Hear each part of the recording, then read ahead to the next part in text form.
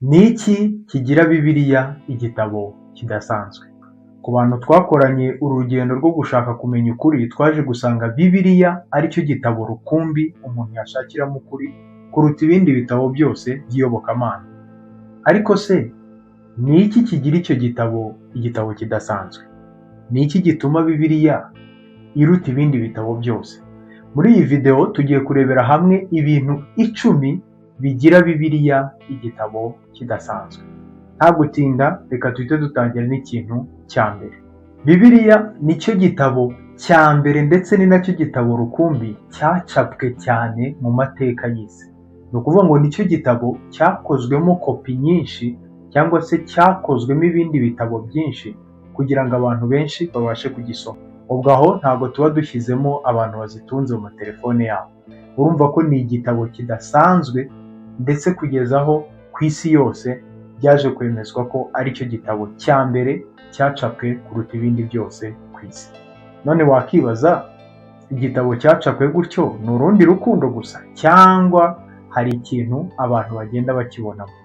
Ingingo ya kabiri, Bibiliya nicyo gitabo cya mbere gikuze mu mateka y'isi. Ni ukuvuga ngo ni kimwe cyitwa the oldest ancient book. Nicyo gitabo cya mbere gikuze mu mateka y'isi. Dore ko ubushakashatsi bugaragaza ko igitabo cya Bibiliya gikubiyemo isezerano rishya ndetse n'isezerano rya kera. Ariko ubushakashatsi bugaragaza ko isezerano rya kera ryatangiye kwandikwa kera mu myaka 1200 mbere y'ivuka rya Yesu Kristo. Mwibuke ko kera babaraga basubira inyuma, 1200, 1100, 1000 bagenda bagaruka inyuma. Ubushakashatsi rero bugaragaza ko ari cyo gitabo cya mbere gikuze mu mateka y'isi. Ingingo ya gatatu, uruvange rw'abanditsi. Bibiliya nicyo gitabo cya mbere cyanditswe n'uruvange rw'abanditsi bagiye batandukanye. Muri Bibiliya tubonamo abanditsi b'abami nka ba Dawidi, ba Salomo n'abandi. Tubonamo abantu nk'abaganga bagiye bandika, aho turavugamo nka Luka. Tubonamo abantu b'abarobyi ba Petero n'abandi bose. Tugenda tubonamo ingeri zose z'abantu bagiye bandika kuri Bibiliya. Nicyo gitabo cyonyine rukumbi tubonamo abanditsi batandukanye bataziranye bahuriza hamwe ukabona banditse ku kintu kimwe. Urumva ko ibyo bigira Bibiliya igitabo kidasanzwe, kubona abantu b'ingeri zose bahuriza hamwe bari kwandika ku kintu kimwe. Ibyo ntabwo ari ibintu bisanzwe, ni n'ibintu utapfa kubona mu bindi bitabo ibyo ari byo byose. Ingingo ya kane, Bibiliya nicyo gitabo kigaragaramo guhuza kudasanzwe. Ibaze nawe kubona igitabo cyanditswe n'abanditsi barenga 30 ariko ugasanga abo banditsi bose bahurije ku kintu kimwe. Igitangaje muri ibyo ni uko abo banditsi usanga batari banaziranye. Abenshi muri bo usanga batari baziranye. Kubona Mose yandika ikintu, Yesaya akaza akacyunganira, Dawidi akaza akacyunganira, undi mwanditsi akaza akacyunganira, abahanuzi bakabyunganira, mu gihe cya Yesu Kristo intumwa nazo zikabyunganira, yewe na Yesu Kristo ubwo akagenda yunganira n'abahanuzi banditse mbere ye. Nk'aho ibyo bidahagije tukabona n'intumwa nazo zikomeza kunganira. Iki gitabo ugenda ubona ko kirimo guhuza kudasanzwe. Ibyo bikakigira igitabo kidasanzwe. Kubona abantu barenga 30 bari mu bihe bitandukanye n'ibinyejana bitandukanye, ariko ugasanga bose bagiye bandika ibintu bigenda bihura ndetse byunganirana. Bibiliya ibyo bikigira igitabo kidasanzwe.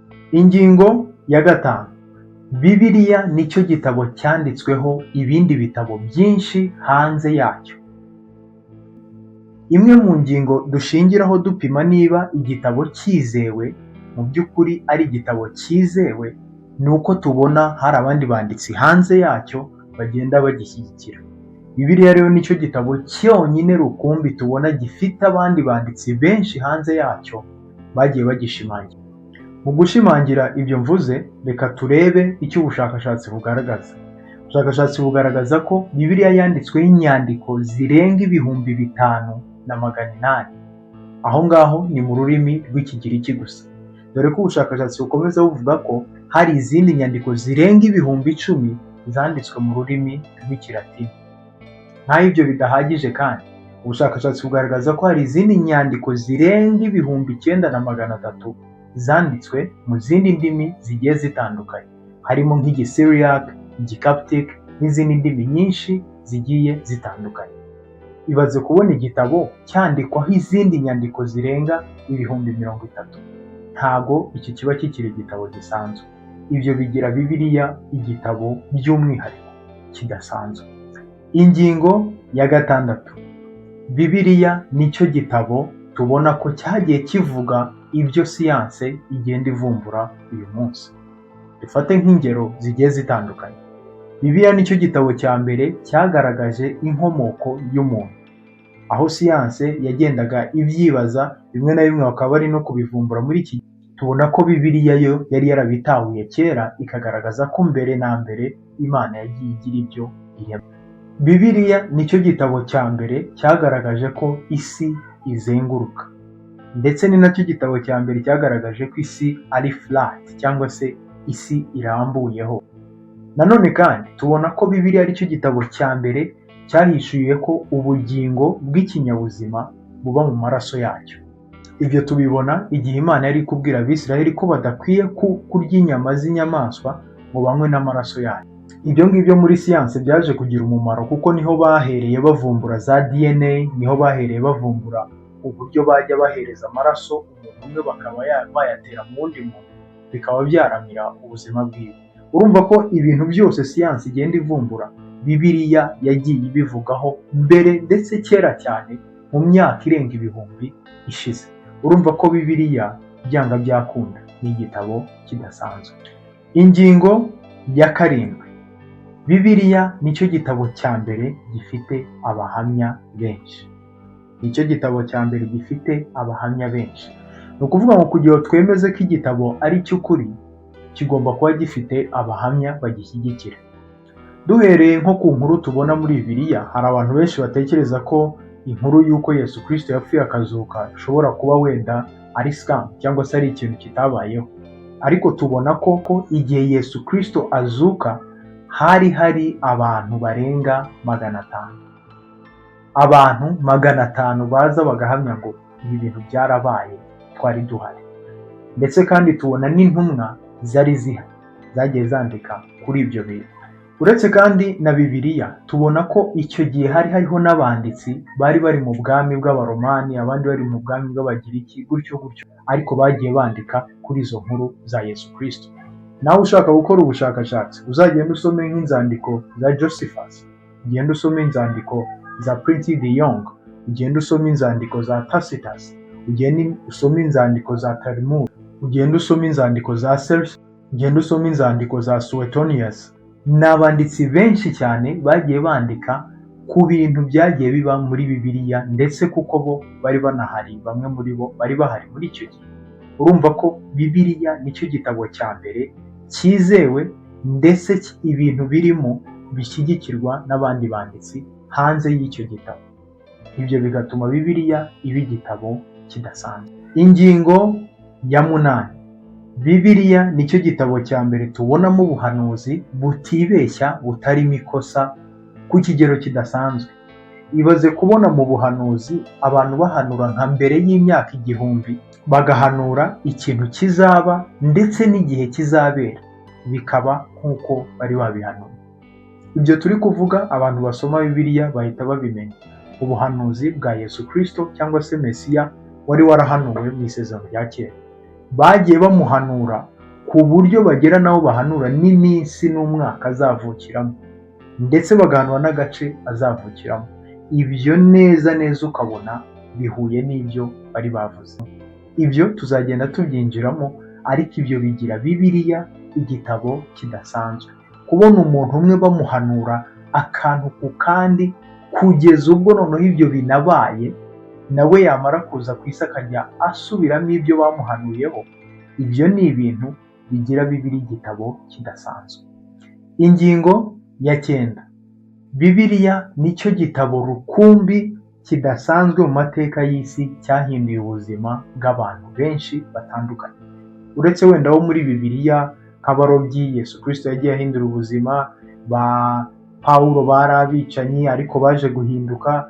Tubonamo abantu benshi muri Bibiliya bagiye bahinduka, ariko abo ngabo wenda kuko n'ubundi bari muri Bibiliya, reka bo tubabikire ibindi biganiro by'ubutaha. Ariko se wari uzi ko hanze ya Bibiliya hariho ubuhamya bugiye butangaje bw'abantu bagiye bahinduka? Kugira ngo wumve uburyo bikomeye, reka duhere mu mwaka wa 615. Uwo yitwa Uben Allah ibn Ayash. Uwo yari mubyara wa Muhammad, ushingirwaho n'igitabo cya Quran, igitabo gikoreshwa n'abayisilamu. Uyu mubyara we ibaze kuba nyine ari mubyara wa Muhammad, ariko yaje guhindukira ava muri Isilamu burundu bitewe n'uko yari yabonye ko Bibiliya cyangwa se ubukristo ufite ubudahangarwa burenze ibyo yigeze abona muri Isilamu. Uretse n'uwo nguwo mu bintu wenda by'imyemerere, hari n'abandi bagabo nk'uwo twakwita C.S. Lewis, umwanditsi ndetse akaba n'umuhanga ukomeye cyane wabayeho mu mateka. Uwo yari umuateiste. Yari umuateiste, ni ukuvuga ba bantu batemera Imana. Yabayeho mu mwaka w'1998 kugeza mu mwaka w'1963. Ubwo yari afite imyaka 31 nibwo yaje guhinduka umukristo. Ubusanzwe yizeraga siyanse, anavuga uburyo Imana itabaho n'ibiki byose, ariko yaje kugera igihe asuzumye neza igitabo cya Bibiliya akantu ku kandi, aza gusanga gifite ubutware ndetse gifite n'ibisubizo byose yibazaga. Ibyo bigatuma Bibiliya iba igitabo kidasanzwe. Ibaze kubona umuntu w'umusiyantiste wanayirwanyaga, wanavugaga ko uretse na Bibiliya ahubwo n'Imana itabaho, kubona igitabo cya Bibiliya kimuhinduriye imyumvire, bikarangira ari we muntu uri kwemeza Imana. Dore ko C.S. Lewis yaje kwandika n'ibitabo byinshi, harimo nk'igitabo nagukumbuza cyane niba ukunda gusoma ibitabo, cyitwa Mere Christianity. Wenda abo ni abantu bo hanze dushobora gusoma mu mateka, ariko se wari uzi ko no mu gihugu cyacu cy'u Rwanda dufitemo ubuhamya bw'abantu bagiye badasanzwe? Dufate nk'urugero, ni umugabo witwa Niyomugabo Aniseti. Uyu mugabo yari umwisilamu ukomeye cyane. Akiri muri Isilamu yitwaga Abdul Karim. Akaba ari umugabo wari warigiye i Palestine. Yatoraga iswara ku musigiti ukomeye cyane wa Alaska. Uyu mugabo yari umwe mu bayobozi bakomeye ba Isilamu, uretse no mu Rwanda, ahubwo ari n'umuyobozi ukomeye muri East Africa muri rusange. Nk'uko nawe agenda abyitangariza mu buryo bugiye butandukanye, yaje guhinduka umukristo ndetse avuga ko amahoro yagize nyuma ari amahoro atigeze abona muri ubu buzima. Nababwiye ko nitwa Niyomugabo Aniseti, hanyuma nakiriye agakiza 2007. Nabanje kubaho umusilamu, nabaye umusilamu, nitwa Abdul Karim, bisobanuye umugaragu wa Nyirimpuhwe. Nize Palestina ngirirwa umugisha wo gutorera iswara mu musigiti wa Al-Aqsa, aho amateka avuga ko ariho Salomo yari yarubatse inzu y'Uwiteka. Nza kugira umugisha wo kumenya Quran, menya umugisha wo kumenya amateka, amahadith, ibitabo bisobanura Quran. Hanyuma mpamagawe na Kristo, ndumva nuzuye imbaraga nyinshi zo guhamya imbaraga za Yesu nyuma y'imyaka namaze ndi mu idini ya Isilamu. Nyuma nk'uko agenda abyivugira, umuryango we wose nawo waje kwakira agakiza, utangira gukurikira inzira ya Yesu Kristo bavuye mu myemerere ya Kisilamu. Urumva ko Bibiliya ibasha guhindura umuntu nk'uwo wari ufite imisigiti ayoboye, uretse n'imisigiti mu Rwanda gusa, muri East Africa yose, ukabona niwe noneho uri guhindura, atangiye kuvuga Yesu Kristo. Bitumenya ko Bibiliya ni igitabo kidasanzwe, ndetse tuzagenda tureba byinshi kuri icyo gitabo tumenye ni ibiki bikirimo noneho. Ariko ku bw'aka kanya no ku bw'iyi video, menya ko Bibiliya iyo ni imwe mu mpamvu yigira igitabo kidasanzwe. Ingingo ya 10. Bibiliya nicyo gitabo tuboneramo ibisubizo by'ibibazo byose twibaza muri ubu buzima. Bibiliya nicyo gitabo tuboneramo byose twibaza muri ubu buzima. Iyi si yacu, kimwe mu bintu biyihangayikisha ni ukubona amahoro, ni ukubona umutuzo w'umutima, kuko tugenda tubona abantu bafite kwikunda, bafite irari, bafite kwigwizaho imitungo, bafite guhangayikishwa n'ejo hazaza. Ariko tubona hari umugabo umwe witwa Yesu Kristo muri Bibiliya uza akavuga ngo yemwe abarushye n'abaremerewe nimunsange ndabaruhura ndabahereza amahoro. Niwe muntu wenyine tubona muri icyo gitabo cya Bibiliya uhamya ko ari umwami w'amahoro. Ibyo bituma Bibiliya iba igitabo kidasanzwe. Bibiliya nicyo gitabo nanone tubonamo igisubizo cy'uko Imana yiyunze n'abantu. Tugenda tubona ko cyari ikibazo cyugarije amahanga n'isi muri rusange, ndetse tutibagiwe no mu Rwanda rwacu, kuko tuzi ko mu mateka y'u Rwanda habagaho ibintu byitwa gutamba, gushengerera, kubandwa. Ni ukuvuga nk'uwo muhango wo kubandwa ni uko wenda abantu benshi babirwanya batazi n'ibyo ari byo. Ubundi kubandwa biva ku nshinga kubanda cyangwa se komekanya ikintu n'ikindi. Iyo byakorwaga n'abitwa imandwa. Izo mandwa rero zimwe mu zizwi harimo nka Ryangombe ndetse na Nyabingi. Zimwe muri izo mandwa rero akazi zakoraga bivuga ko ngo bahuzaga abantu n'Imana. Ariko ibyo ngibyo ntabwo byari bihagije. Uretse no kuba izo mandwa nazo zarapfuye, ntabwo babikoraga mu buryo dutekereza ko kuko byabahuzaga n'Imana. Ariko tubona muri Bibiliya umugabo witwa Yesu Kristo aza akaba igitambo kimwe gishimwa n'Imana kandi gihoraho iteka ryose. Urumva ko Bibiliya irimo igisubizo cyo kuba Imana n'umuntu bongera kwiyunga, umuntu akabaho umutima utamuhagazemo yibaza ngo nimfa nzajya he, nimfa bizagenda gute. Bibiliya kandi tubona ko ikemura ikibazo cy'urupfu. Na bugingo n'ubu abantu bahangayikishwa no kuvuga ngo nimfa bizagenda gute, nimfa nzajya he, nimfa bijya donc bafite ikibazo cy'urupfu.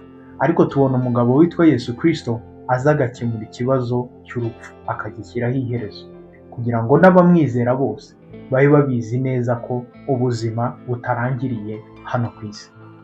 Ku bantu nanone bafite ikibazo cyo kwibaza ngo naremewe iki, kubera iki ndi kuri iyi si, ese ni ubuhe buryo nabaho, ese ni gute nabaho mu buzima butunganye, ibyo bibazo nabyo tubibonera igisubizo muri Bibiliya. Kubera ko niba ushaka kumenya ngo ni iki naremewe cyangwa se kuki ndi kuri iyi si, ukwiye kubanza kumenya uwagushyize ku isi ninde, kuki yagushyize ku isi. Uwo nyine niwe wenyine wagusobanurira ati mwana wanjye dore impamvu nagushyize ku isi, dore icyo nakuremeye, dore uburyo ukwiye kubaho ubuzima butunganye. Ndetse usanga kenshi impamvu tuba mu buzima tumeze nk'aho ari ukubuhatiriza, ni uko tutisunze uwo muremyi natwereka uburyo ki dukwiye kubaho muri iyi si yaturemeye. Niba nawe hari icyo utekereza kigira Bibiliya igitabo kidasanzwe, twandikira muri comment turusheho kugenda dusangira ijambo tunaganira. Ariko kandi niba iyi video yagufashije, isangiza inshuti yawe, isangiza abandi bantu bagukurikirana ku mbuga nkoranyambaga. Hanyuma turakomeza urugendo rwacu twinjira akantu ku kandi muri iki gitabo cya Bibiliya. Niba warakoze subscribe nakubwira ngo ntabwo uzacika. Tubonane mu yindi video.